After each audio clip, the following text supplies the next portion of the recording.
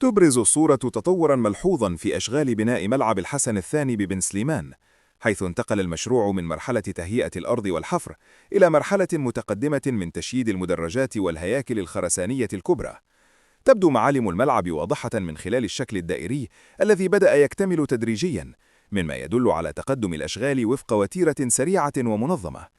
وتكشف كثرة الرافعات والآليات المنتشرة في مختلف أرجاء الورش عن حجم الموارد البشرية والتقنية المسخرة لإنجاح هذا المشروع الضخم، كما أن ظهور أجزاء كبيرة من المدرجات الخرسانية يعكس دخول المشروع مرحلة البناء الهيكلي، وهي من أهم المراحل التي تحدد ملامح المنشأة النهائية. ومن خلال ملاحظة تنسيق الأشغال وتوزيع فرق العمل، يتبين أن المشروع يسير وفق تخطيط هندسي دقيق يهدف إلى احترام الآجال المحددة. هذا التطور لا يعكس فقط تقدماً عمرانياً، بل يجسد أيضاً طموحاً رياضياً واستراتيجياً يروم تعزيز البنية التحتية الوطنية. إن الصورة تمثل لحظة من مسار طويل من العمل المتواصل، حيث تتحول الفكرة إلى واقع ملموس ويقترب الحلم شيئاً فشيئاً من الاكتمال، ليصبح هذا الصرح الرياضي علامة بارزة في المشهد العمراني والرياضي بالمغرب.